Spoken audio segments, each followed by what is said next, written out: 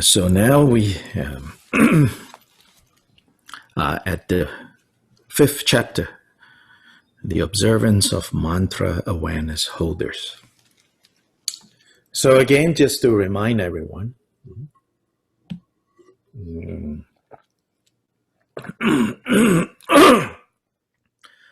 chapter 3, 4, and 5, in the general context of Tibetan Buddhism,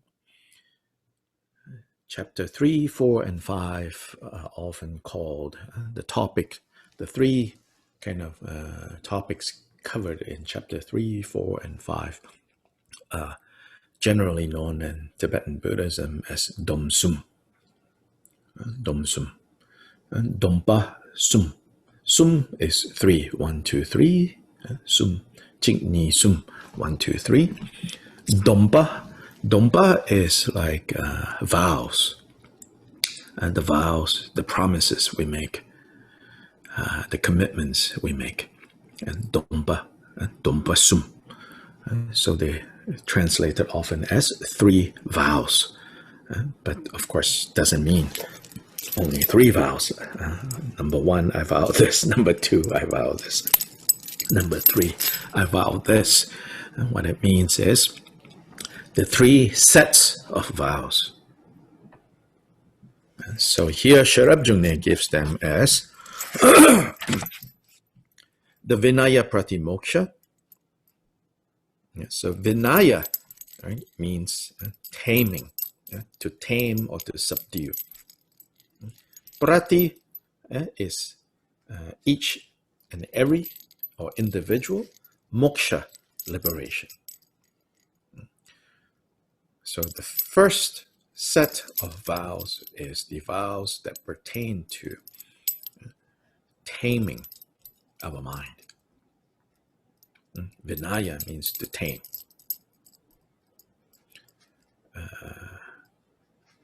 Then Pratimoksha is individual liberation. And so the first set of vows pertains to how to unentangle ourselves from the causes of suffering, how to tame our mind. Second set is called the training of the bodhisattvas. And then the third is called the observance of mantra awareness holders. Awareness holders in Sanskrit is vidyadharas. Vidyadhara. So when we practice Vajrayana, we become, technically, we're called then awareness holders, vidyadhara. Of course, we are baby vidyadharas, just as we are baby bodhisattvas. So we don't, now go sign our letters or our checks with, Oma Vidyadhara, or Judy Vidyadhara. That's a little presumptuous to now add that to your name. But it's good as part of the aspiration and say, may I mature into a full-fledged Vidyadhara. So Vidya is translated here as awareness. That's a common translation for Vidya as awareness. I've been persuaded recently to use a different term. So Vidya is also Rigpa. I'm sure those of you who read Dzogchen material especially will come across this nomenclature. Vidya, Rigpa, Rigpa. And Rigpa also frequently, often is translated as awareness. Awareness. But listening to the explanations given by one of the translators of Dzogchen texts, this translator, American translator known as Malcolm Smith. If you go to the Wisdom podcast, Wisdom podcast. He has at least one, if not two, interviews that he has done talking about his translations. He makes the case that Vidya in Sanskrit, and then from there Rikpa in Tibetan. He makes the case that in English, most accurate translation is knowledge. So here, of course, knowledge. What kind of knowledge? Well, there is the knowledge of the worldly subjects, right? Engineering, architecture, medical sciences, and natural sciences. Those are all vidyas. And in fact, in Sanskrit, vidya is used in that sense. In fact, it's called the Pancha Vidya, the 5 types of knowledge. Knowledge of grammar, knowledge of poetics, knowledge of like science and the natural world. So knowledge. But there is also the special vidya, which is, you could say, true knowledge. So the mundane knowledge gives us or provides us with the capacity, right, to achieve mundane goals. And mundane is not necessarily bad. All right? But the mundane knowledge equips us to accomplish the mundane concerns that we want to fulfill. Then the true knowledge fulfills our ultimate goals. And that is also called vidya. So the English word knowledge, Malcolm Smith argues, is, an appropriate translation.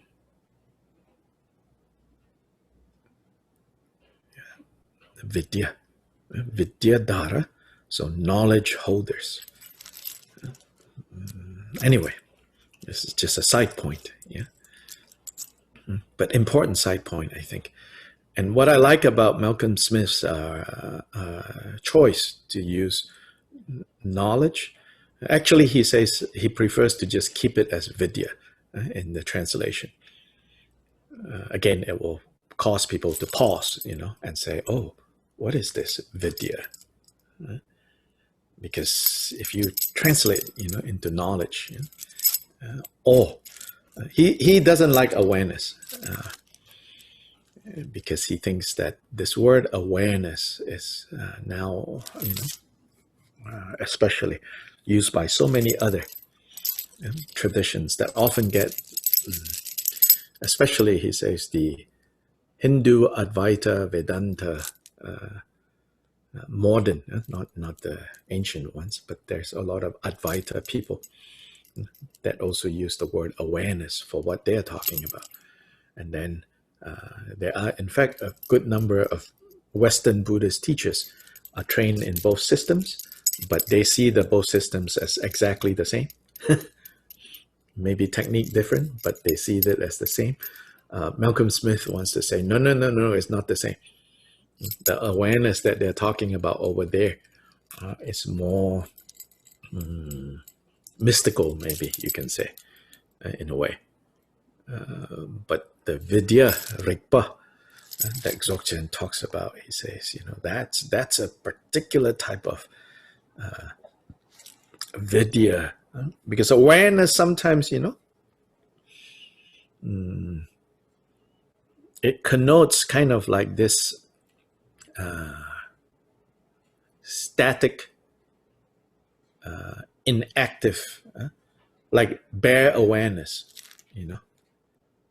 right? I'm sure you've come across that term, yeah, maintaining bare awareness, meaning, or naked awareness, bare awareness. And then for most of us, when we think we are holding bare awareness or naked awareness, a lot of times, right, that state of mind is kind of dull.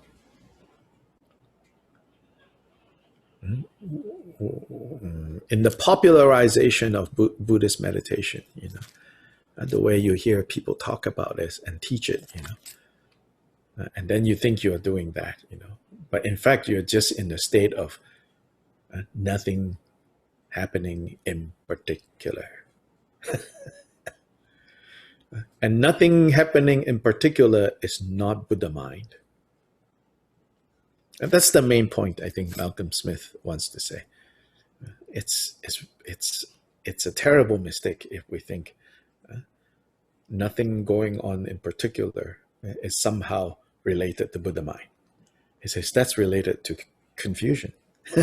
Nothing going on in particular is related to ignorance, not Buddha mind. Buddha mind's vidya is like Manjushri's sword. It's bare awareness.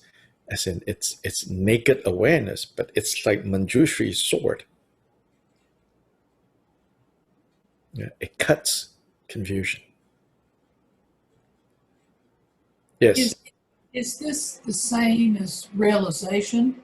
No, that's a different word. That's tokpa. But it's not referring to the same thing. No. Yeah. Realization and qualities is in a different context. Realization and qualities as a pair that in the last few verses of the last few statements, about your statements, is realization and tokpa and yonten, the qualities. That's something else. This is rikpa. Yeah. So the rikpa, can even be turned into like a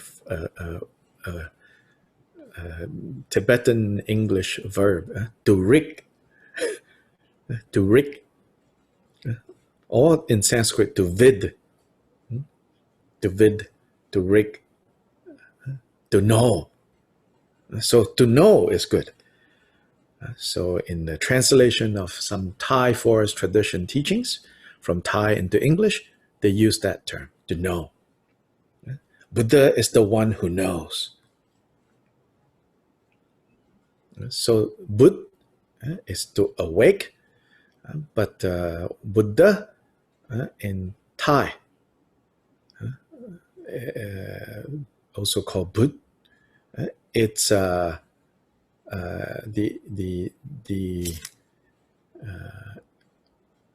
gloss, right? The explanation for what is a Buddha in the Thai, especially Thai forest tradition, is the one who knows, the one who vids,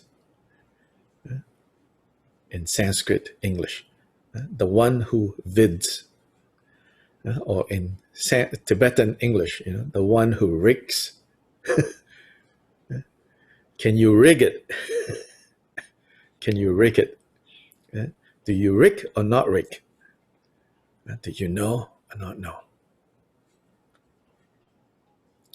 So it's a little different, right? Qualitatively from awareness. Again, awareness is too much like, like, Fabiola, say something, because you deal with this kind of vocabulary. Your job exposes you to a broader range of readings on this topic than many people in this group. Yes, I just studying mindfulness, the most secularized versions, I often felt that when I was led that way, it was like, okay, so there's not much going on. So I have felt that state of ignorance when it's led in a very secular way, right? Yes. it can be dry and dull. And I remember going like, so what now? There's something missing. Mm-hmm. So thankfully, you know, when more Buddhist teachers appeared, it was a different experience altogether. Right.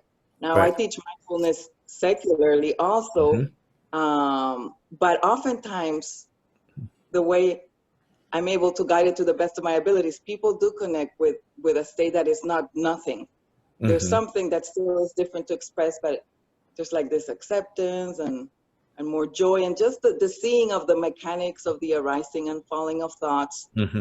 Yeah, so to varying degrees of knowing, you see. Yes. So there's the knowing quality is the underlying. And that then we are closer to what the Buddha is talking about when it's Rigpa, when it's Vidya. Yeah.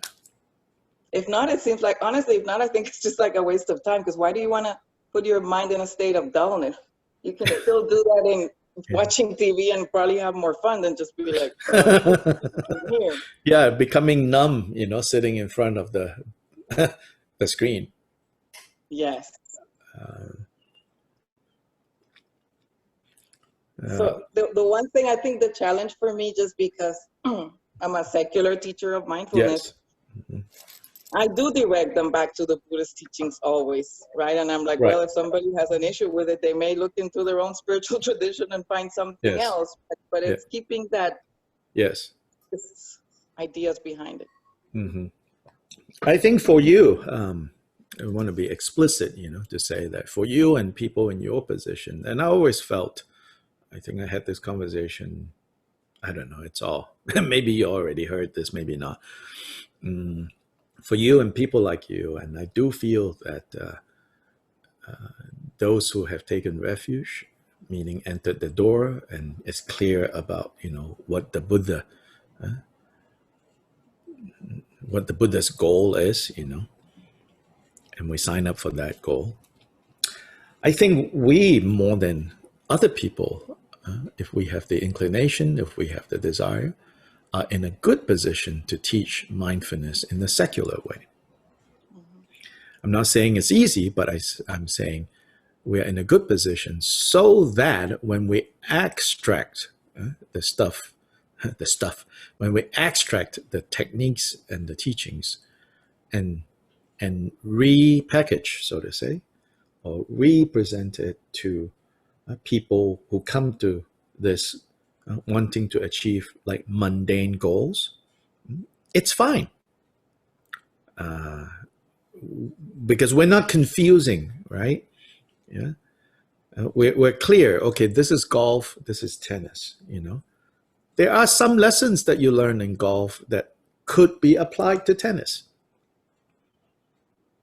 And there are some lessons that you learn from playing tennis that could be applied to golf, but not to confuse the two different games and the operating rules. And so I think to be able to, we're not, you know, even the Buddha, you know, it's like related to people in a way, that way. That some people come to him and he could tell, you know, their capacity is just going to be this much right now. And so he doesn't, you know, like inflexibly always say, are you resolved to leave samsara, you know? No, he doesn't do that, you know. So we're not saying that everybody that comes to him, he forces them to, do you want to leave samsara, you know? People come to him with less kind of existential crisis. You know? Nonetheless, he gives them advice, you know. He said, you know, this is how you should honor your parents. And by honoring your parents this way, you also become happier. So now go. You see, that's a mundane concern. He doesn't dismiss that, you know.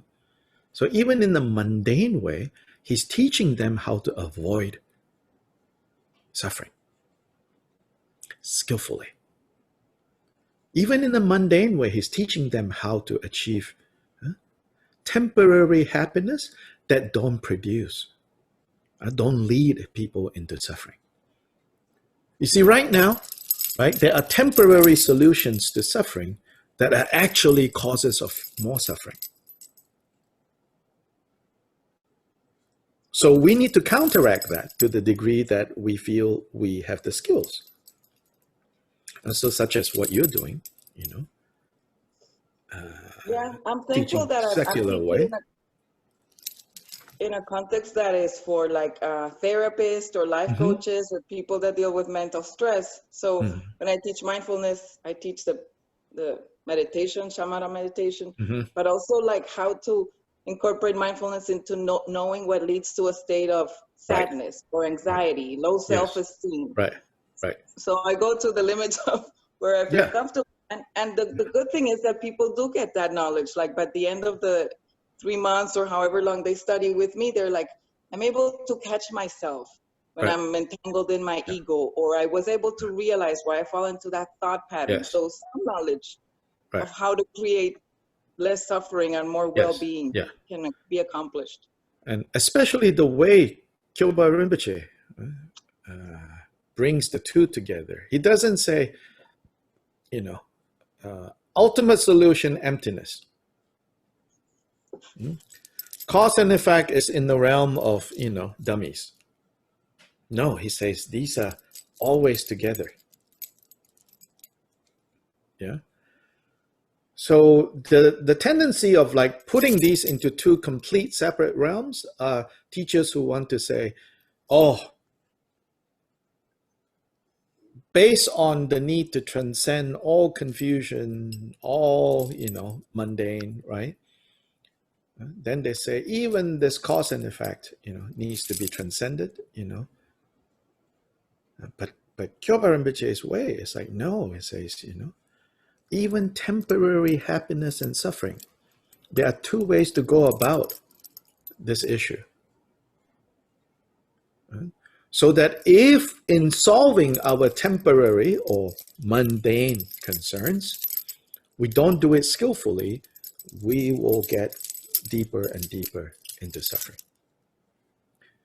And even if we just want, temporary fixes from the perspective of enlightenment, right? All the other things that we concern is temporary fixes, right? For our problems.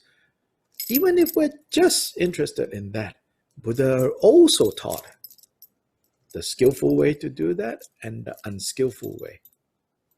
And the skillful, unskillful carries over to the bigger goal of transcending suffering.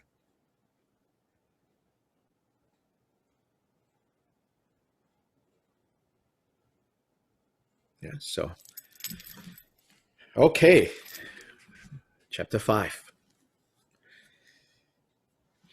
First statement, the counter position is mantra. So here mantra is not talking about chanting mantras. This is basically the division of Buddha's teachings into sutra and mantra. Sutra and mantra. Do in Tibetan, nga is do is sutra, nga is mantra. Do nga, sutra and mantra. So mantra here means what we normally call Vajrayana. Okay? Or sometimes translated as Tantra, Sutra and Tantra. So Vajrayana, basically. Yeah. So here it says, mantra does not occur in the teachings of other Buddhas. So there is a view that secret mantra of Vajrayana is something that is unique to Buddha Shakyamuni. Because there are some statements like that in certain tantras. Yeah? So Kyoba Rinpoche is not unaware of these statements found in some tantras, in some Vajrayana material. But I think he will just say, well, this is to emphasize how precious the Vajrayana teachings are, but should not be taken literally. That, oh, Maitreya. So more specifically, they will say, Maitreya is not going to teach, the future Buddha yet to come, that Maitreya will not teach mantra. So here, Kyopa Rinpoche says, mantra also occurs in the teachings of all other Buddhas. Or more literally, mantra also occurs in the teachings of others, meaning other Buddhas. And this, on the surface level, seems to be just maybe kind of like, you could say, okay, yeah, those people who think that mantra only occurs in Buddha Shakyamuni's teachings, they're mistaken, mantra occurs. But there's a larger implication to this statement, that mantra also occurs in the teachings of all other Buddhas. Yeah? So let's see in the commentary if it comes out clearly. What are the larger implications of this statement? I can say, this statement, just at the start of this chapter, you think, it's not a very, strong statement, or not a very, wow, But actually, there is something to wow about. Yeah? There is something to wow about. So, Chotra, the Buddhas are equally abandoning faults and realizing qualities.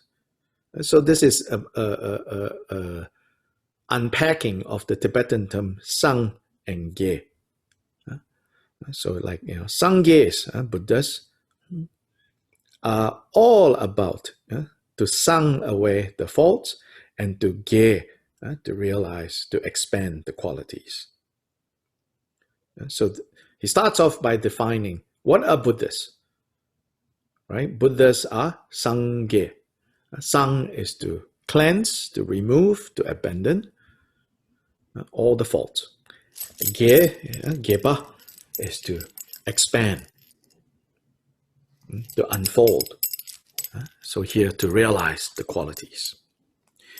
The coarse defilements existing at the time of the cause are, at the time of the path, abandoned through the causal vehicle, sutrayana. And the subtle defilements are abandoned through the vehicle of the result, mantrayana.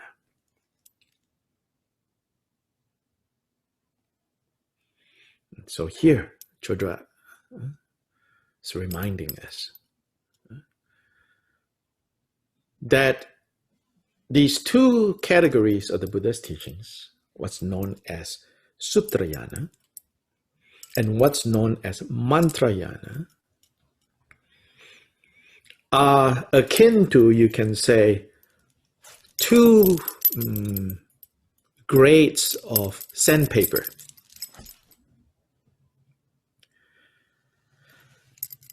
When you are finishing a piece of wood, you start with the coarse, right? Sandpaper.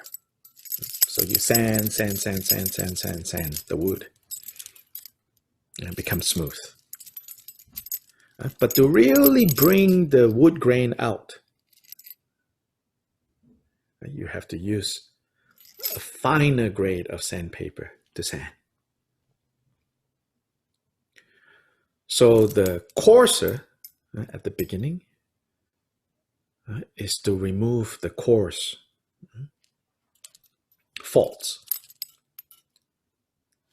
Then the finer is to remove the subtle faults. Therefore, both sutrayana and mantrayana are necessary.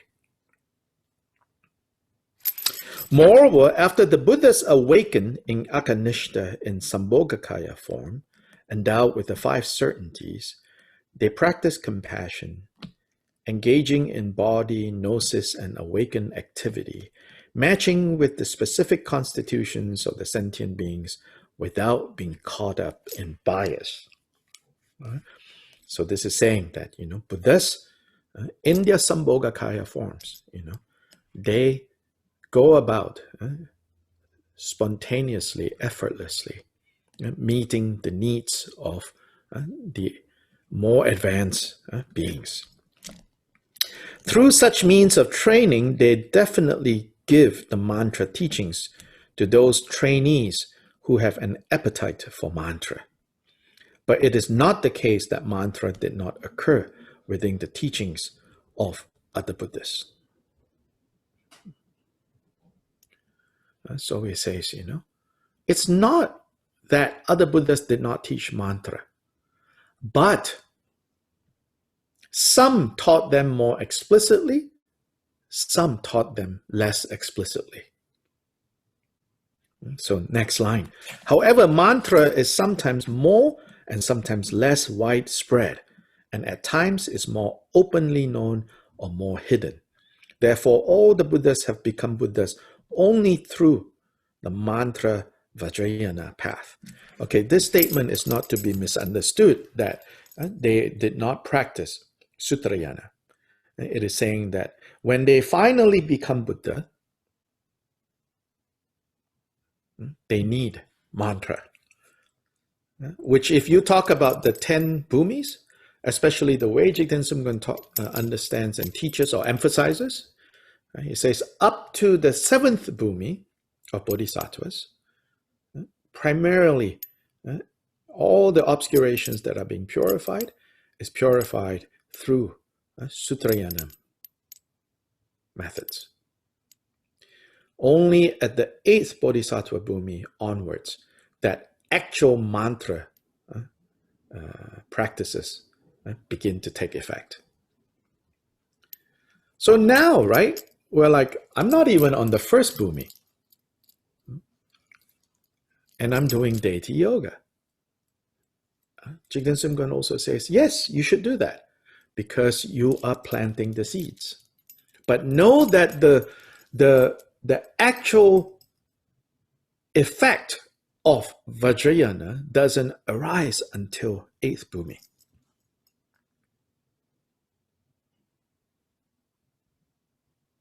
So this is a very kind of, I feel,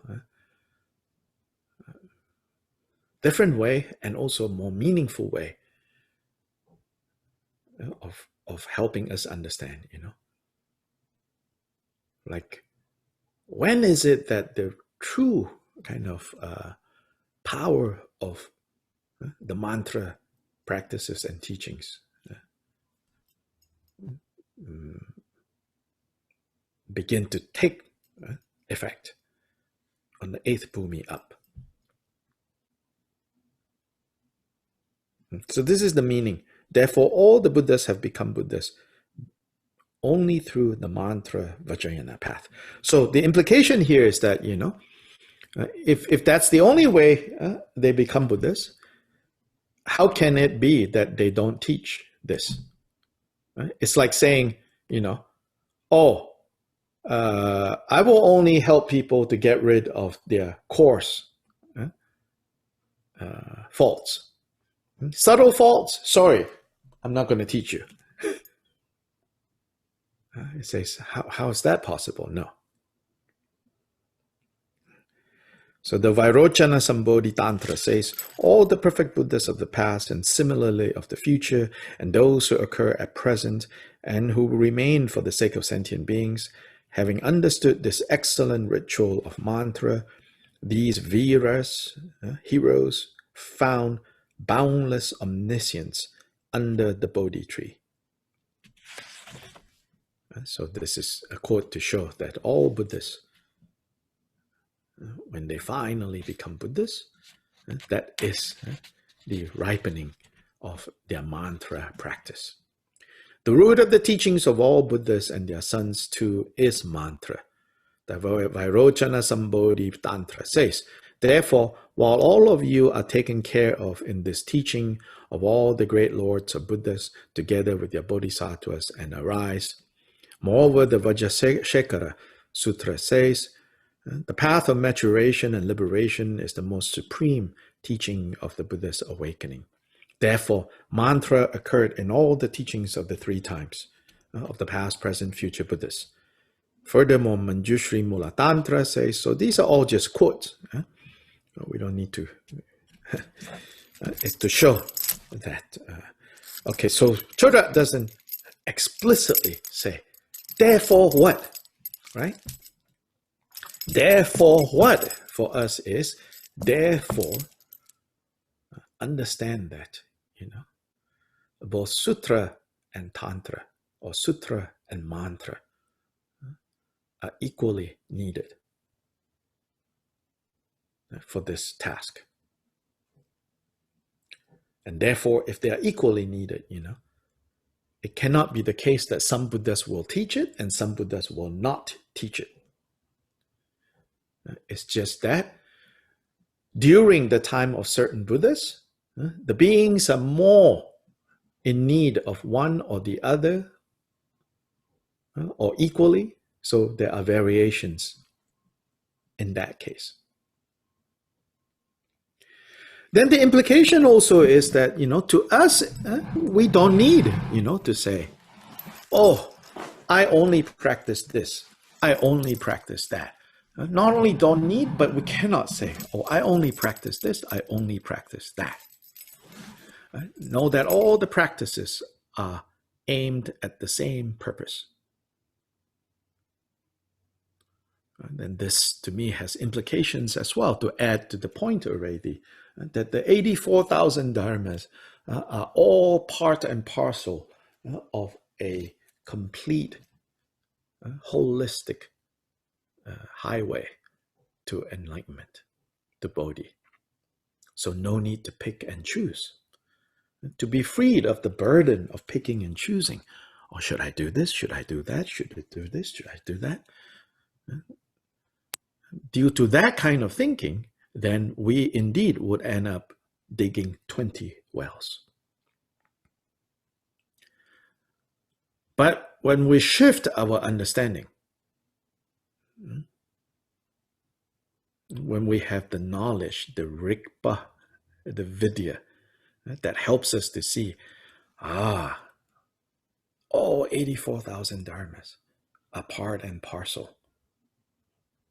Then, you are free from the burden of feeling like, oh, I have to choose. And then, all the Buddha's teachings on all levels, we learn to whatever interest level we have, capacity we have, we just learn them. And then, under the right circumstance, we know, I'm going to employ this approach. Oh, over here, I'm going to employ this approach. And then, it's not 20 wells that you're digging. It's the same well. You now have 20 tools. You now have 200 tools. And you use them as necessary. And when you use them, you're not always going to get the right tool for the job. Trial and error. So we need to be flexible.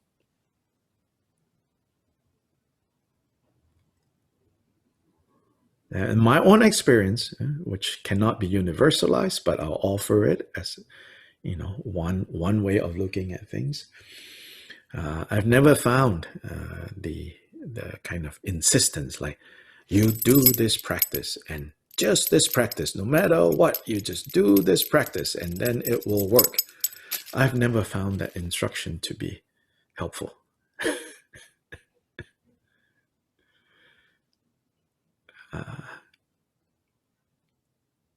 Now, which is not to say some other people might not benefit greatly from hearing something like that. Yeah, but what I can say is, in terms of using these tools, flexibility. Buddha, that's the meaning when Buddha says, do not grasp at what I say. Do not grasp. Do not fixate. When he says do not fixate on my teachings, he's not saying, having this kind of loosey-goosey attitude to his teachings and his practices. I don't feel like doing it. I'm not going to do it. That's not the meaning of don't grasp. The meaning of don't grasp and don't fixate is you cannot be stubborn. You have to be flexible. You should not fear trial and error to see what's going to work to help me get over this particular challenge. So some of you have, from at different points said to me, oh, I don't know, my practice not going very well. And I said, oh, you can see that, huh? That's going well. If you can see that it's not going well, that's going well, Thank Buddha, thank God. And then now that you want to do something about it, oh, that's going well, yes. Then sometimes, what's needed is reinvigorate, right? Find ways to re-inspire your practice. Right? That's the common advice, right? But I also believe in deliberate fasting, which is fasting what? Fasting from practice. I know this is rather unconventional, perhaps, or you don't hear it said so publicly, but yes, sometimes you have to fast. The difference between fasting, practice fasting, and not doing practice, they are two different things. Superficially, they look like the same thing,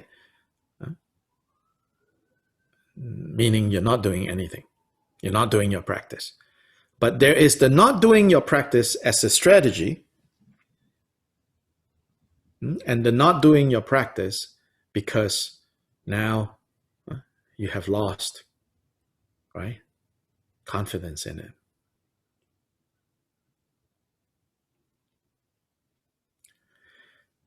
It's just like, between Christmas and New Year's, you have so much like rich foods and sweets and savories and, then come the New Year, you're like, oh, I'm going to do a fast now. It just feels icky. So likewise, too much of like Dharma practice sometimes leads to like kind of a feeling of ickiness. Then you're like, oh, another piece of cheesecake. I don't know. Then you should fast. This fasting is not abandoning the Dharma. This fasting is so that you can return to the practice. And now hungry. Then it will reinvigorate.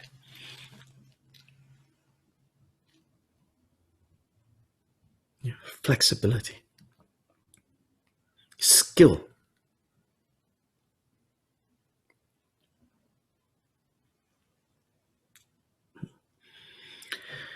So at the end of this commentary, therefore, while there may be some variation as to the predominance or importance, it is precisely true that mantra also occurred in the teachings of the other Buddhas.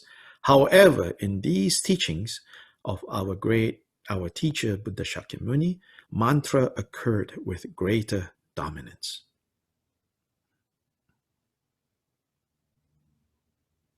So Sobish doesn't have much to say about this statement, but I feel that this statement has broader implications. It should help us, have a more expansive understanding of the relationship between sutra and mantra. of the necessity of cultivating both.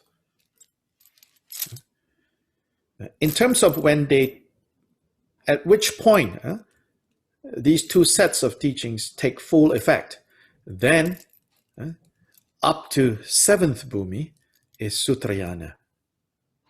But it doesn't mean, therefore I don't practice mantra.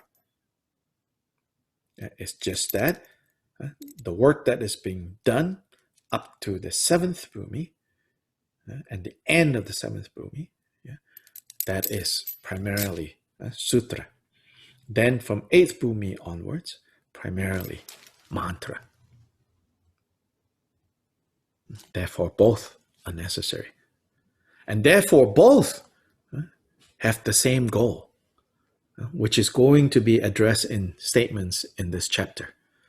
Because some people think, that they are doing two different things. Oh, sutra is to lead you to this. Oh, mantra is to lead you to that, which Kyoba Rinpoche rejects. So the title, Gongchik, Chikpa, right? Remember we said literally one, then single, then only, right? But also means unified. One in the sense of unified.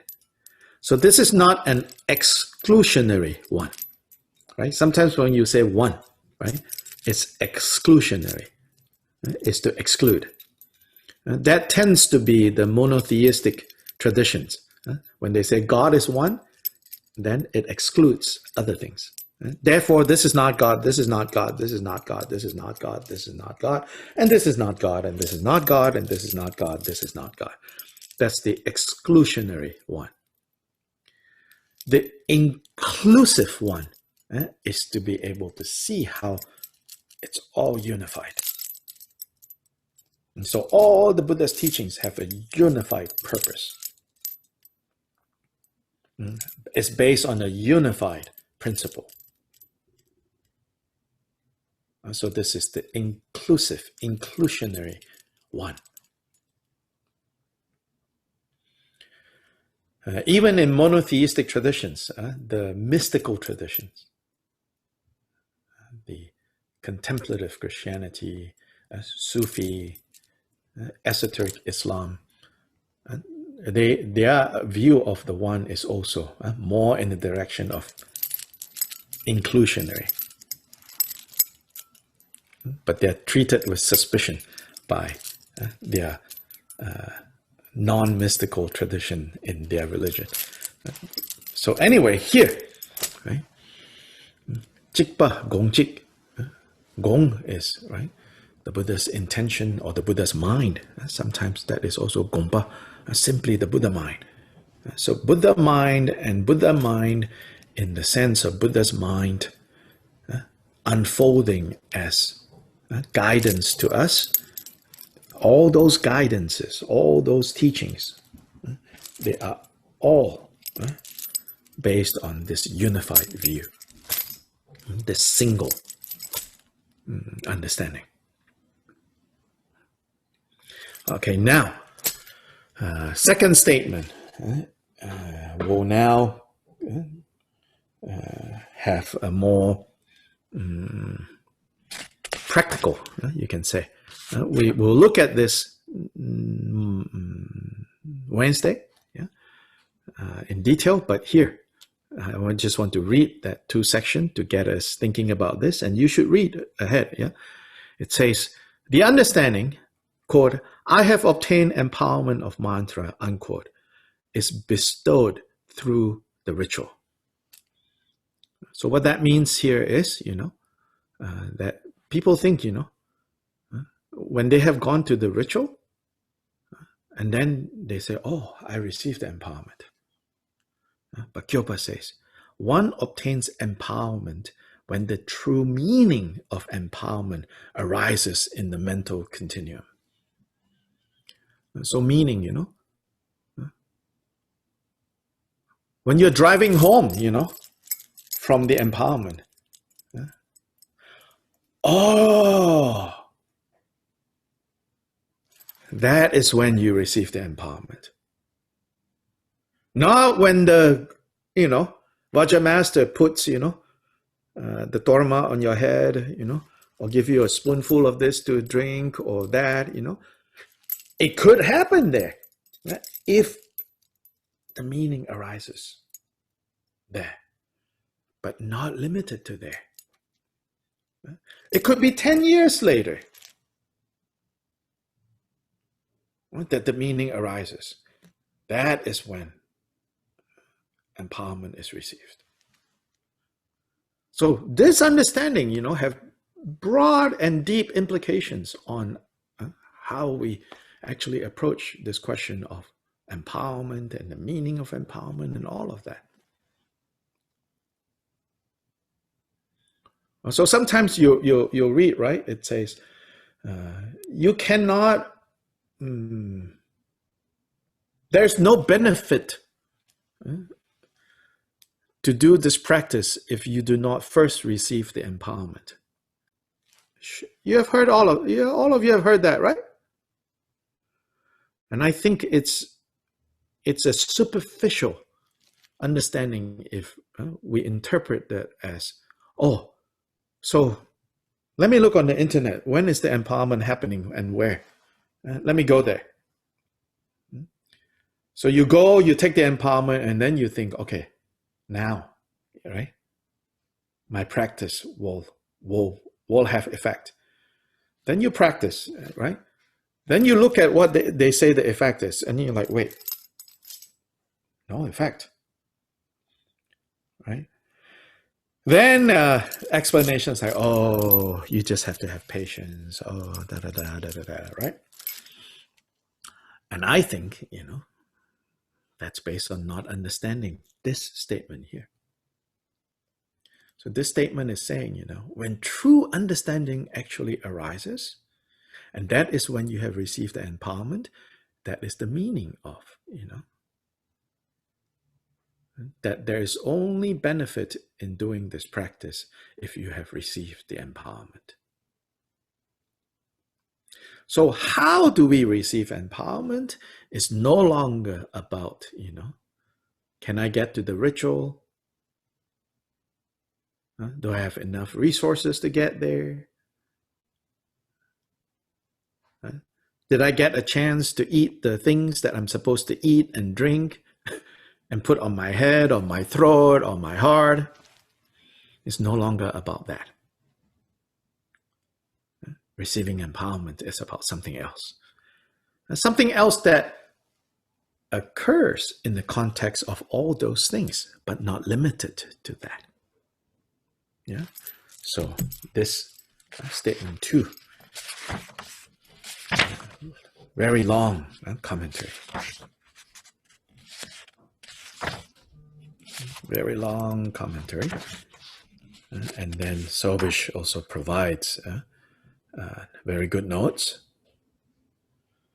Then this chapter again has a lot of things that will clarify the way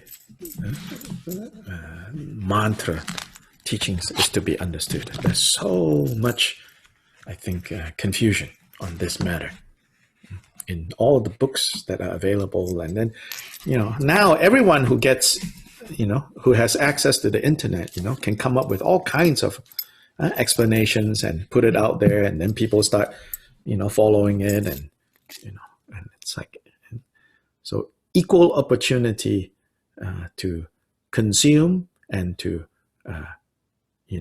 create products for others to consume.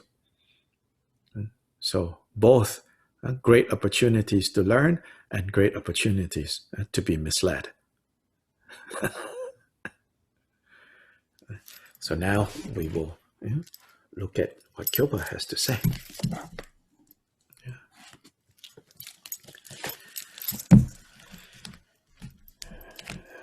Chanchu Semcho Rinpoche Magye Banang Ge Gyurji 개바냠 밤에 바양 공내 공두 배월쇼.